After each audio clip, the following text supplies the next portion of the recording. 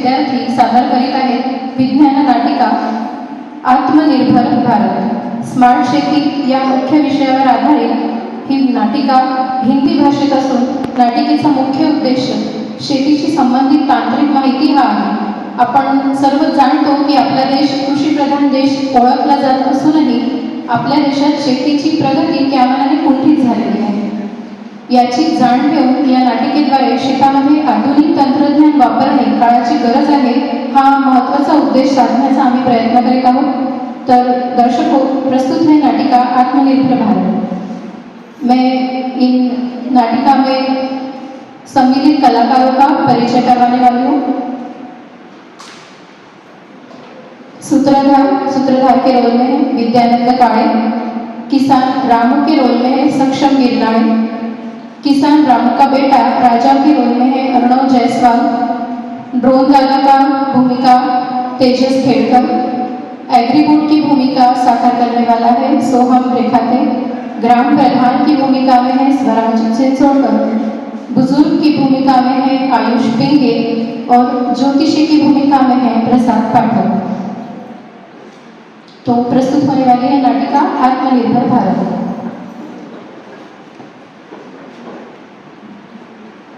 नमस्ते दर्शक, यह कहानी है किसान रामू जी, मेहनती, ईमानदार पर आज के समय से परेशान। मौसम की बात, महंगी लागत और कम दामों में खेती को घाटे का धंधा बना दिया। तो चलिए देखते हैं कि वे क्यों परेशान हैं। अरे राम राम, तो खेती करना भी भारी हो गया है। खाद महंगी, बीज नकली, ऊपर से मौसम भी धोखा देता है। ऊपर से मंडी में दाम होता है, वो तो सिर्फ मजाक ही लगता है। कोई साधारण किसान खेती करे ये तो कैसे? बाबा, मैं छुट्टियों में घर आया तो देखा आप फिर वही पुरानी मुश्किलों में उलझे हैं।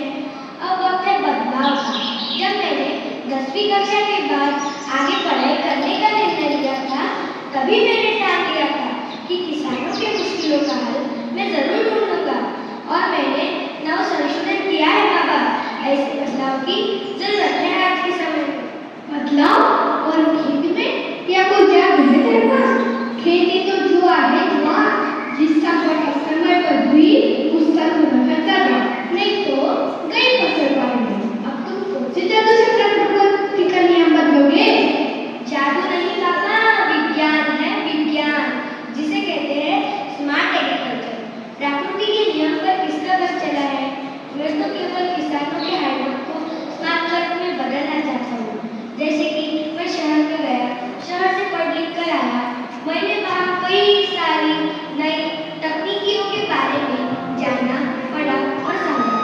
और बाबा, मैं हैरान हूँ यह जानकर कि विज्ञान की मदद से स्मार्ट एग्रीकल्चर कर बड़ा मुनाफा कमा सकते हैं। स्मार्ट एग्री क्या?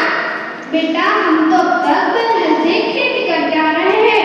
यही तो हमारी परंपरा है।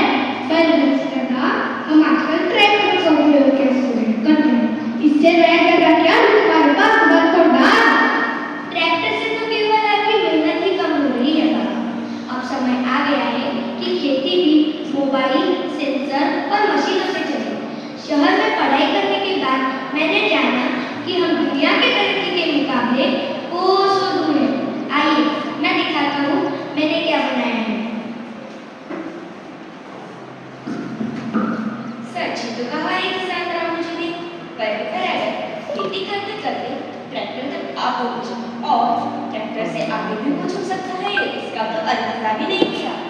आइए देखते हैं कि राजा बेटे ने क्या तरक्की की है। नमस्ते, मैं ड्रोन दादा, खेत का हवाई रखवाला। मैं ऊपर से खेत का सर्वे करता हूँ। कहाँ सूखा है, कहाँ कीट लगी है, सब कुछ कैमरे और सेंसर से रिपोर्ट करता हूँ। सच में मेरी फसल देखने के लिए अब मुझे खेती में घूमने की जरूरत नहीं पड़ेगी क्या? ये भैया मेरी फसलों की जानकारी मुझे देंगे?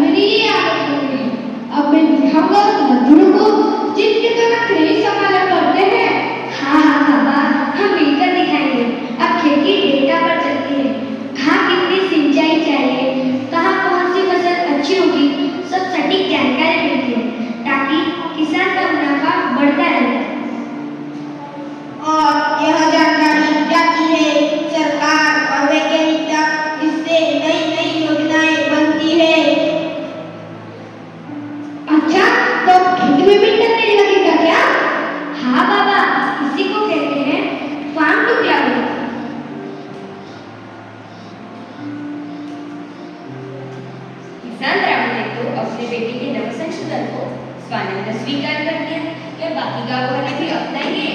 आइए देखते हैं कि गाँव की सभा में क्या हो रहा है। भाइयों और बहनों, हमारे गांव के किसान रामू जी, जिनका बेटा राजा शहर पढ़ाई करने गया था, उसने खेती के काम करने के लिए नए उपकरण लाए हैं। उनका मैं गांव का प्रधान होने के नाते हमारे गांव में स्वागत करता हूँ। ये है द्रोण दादा, ये है एग्रीबॉट। अब हम सबको स्मार्ट एग्रीकल्चर को अपनाना होगा। इन दो बालकों ने एक मिसाल कायम की है।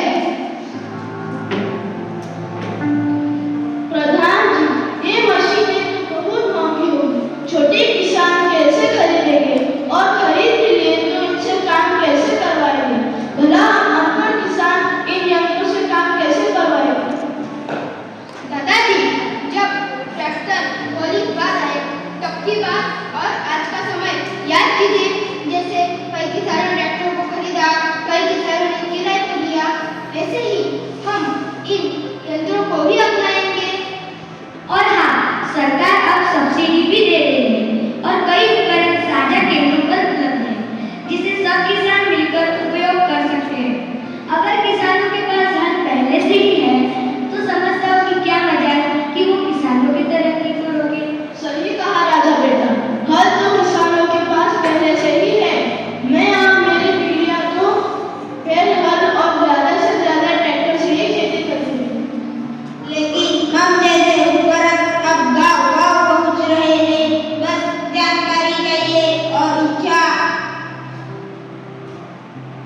हम यंत्र होने के कारण काम में भरोसेमंद है और आपको आत्मनिर्भर बनाते हैं। हाँ, सरकार की तुलना में आजकल केवल यंत्र ही भरोसेमंद हैं। इस कलयुग में तो यह जीता जागता मानव ही मानव का दुश्मन है। तो दोस्ती के लिए यंत्र मानव ही भरोसेमंद होगी ना। अब हमारे गांव के किसान भी वैज्ञानिक बनेंगे और स्मार्टफोन से खेत चलाएंगे और देश को आत्मनिर्भर बनाएंगे। किंतु मेरा पंचांग कह रहा है कि आने वाले कुछ समय में धरती पर पानी की मात्रा बढ़ेगी और रामू किसान की कुंडली अनुसार उसे आगे जाकर भारी नुकसान होने वाला है। अब ये तो एक साल बाद ही पता चलेगा कि रामू किसान का काम एक दो यंत्र मानव संभालेंगे या फिर नहीं। हाँ हाँ, देखते हैं क्या होता है। चलो भाई अपने घर। बाबा, आप निराश मत हो, मेरा विश्वास कीजिए। एग्रीबॉट और द्रोण दादा मिलकर इस साल दुगनी फसल निकालेंगे, देख लीजिए। पर बेटा, मैंने सुना नहीं, छोटी सी जी ने क्या कहा? अगले समय में धरती पर पानी की मात्रा बढ़ेगी, तब तेरे यंत्र मानव क्या काम करेंगे? सबसे पहले मेरा एग्रीबॉट मिट्टी की परीक्षण करेगा। मिट्टी में नमी की मात्रा जानकर ड्रेनेज की सलाह देगा। अगर फसल को कोई नुकसान हो रहा हो तो तस्वीरें लेकर विश्लेषण और रिपोर्ट बनाएगा और सिंचाई रोकने की सलाह देगा। आपके ज्योतिषी से भी अच्छी भविष्यवाणी बताएगा और संभावित बीमारी का अनुमान बताएगा। तो चलो बेटा, हम काम पर करते हैं। मुझे तो बड़ी खुशी हो रही है ये तेरे यंत्र मानव के साथ काम करने की। किसान रामू जी यंत्रित किसानों की मदद से खेती करेंगे। आखिर क्या ही यंत्रित किसानों की मदद से रामू जी की फसल बढ़ेगी या नहीं, ये तो एक साल बाद ही पता चलेगा। आइए तब तक देखते हैं कि राजा बेटा अपने यंत्र मानव से खेती में क्या कमाल दिखाता है।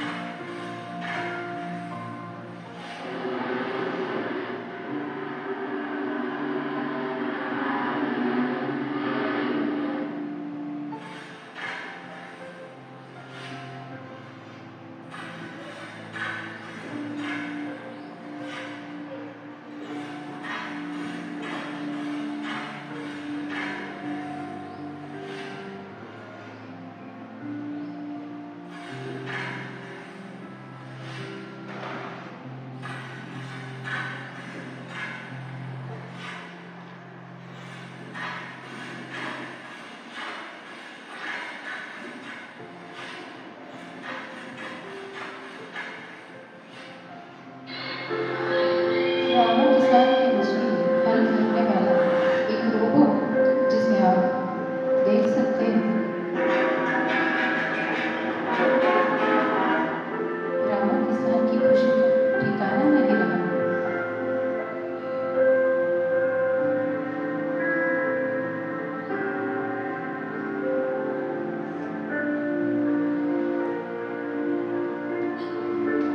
शायद यही है हमारे देश का उज्जवल भविष्य, स्मार्ट खेती।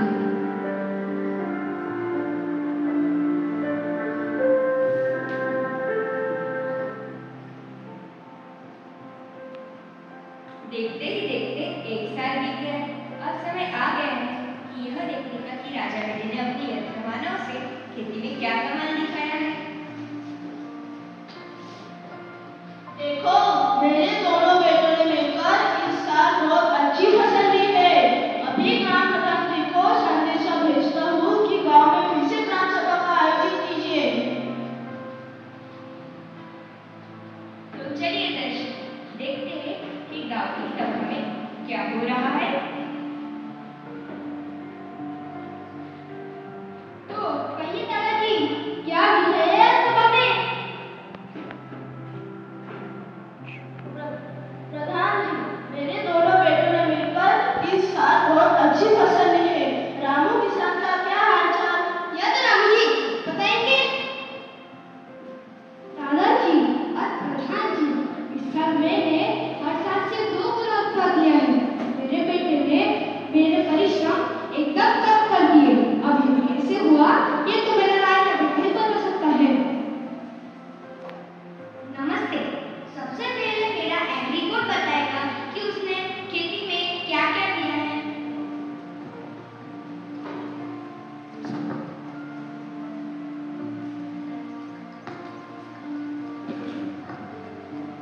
सबसे पहले मैंने मिट्टी मिट्टी और नाइट्रोजन और नमी की मात्रा कम की, फिर रिपोर्ट दिया कि क्या बोना है, कितना खाद देना है।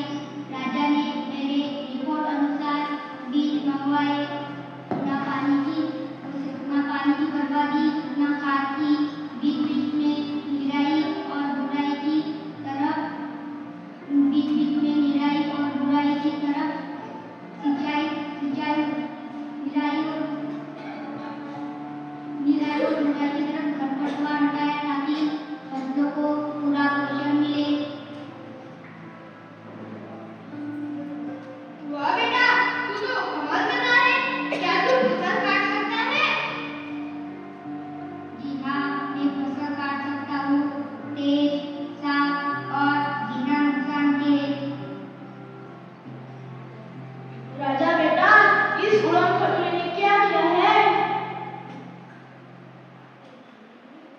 मैंने सबसे पहले एग्री बोर्ड के आदेश अनुसार फसलों के बीमारी की जानकारी एग्री बोर्ड को दी और जहाँ जहाँ जरूरत थी वहाँ वहाँ कीटनाशक और खाद का छिड़काव किया। अब तो सब समझ गए होंगे ना कि ड्रोन दादा और एग्री कोड मिलकर किस प्रकार काम करते हैं। और दादाजी, आप मेरे घर जरूर आइएगा, मैं दिखाऊंगा। और वैसे भी आपने ही कहा था ना कि हल तो किसानों के पास पहले से ही है। बस इसीलिए गांव का किसान पढ़ेगा लिखेगा तो गांव से शहर की दूरी घटेगी। सही कहा बेटा, मैंने तो सोचा भी नहीं था कि इतनी तरक्की हमारे खेती में भी आ सकती है। अब लगता है खेती फिर से सम्मान और मुनाफे का काम करेगी। अब कोई बच्चा यह नहीं कहेगा कि मैं किसान नहीं बनना चाहता, वरना शादी के समय लड़कों के यहाँ खेती तो चाहिए मगर लड़का किसान नहीं होना चाहिए। लड़के को सरकारी नौकरी चाहिए, जिंदगी के साथ भी और जिंदगी के बाद भी। अब लगता है समय बदल गया है। अब लड़कियों के माता पिता को किसान लड़का भी चलेगा।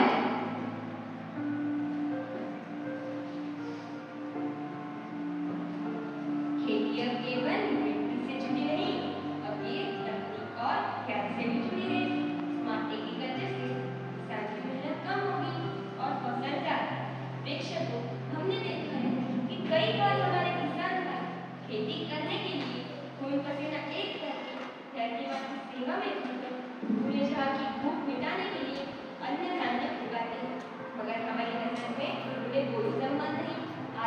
उत्पादन किसी भी आइए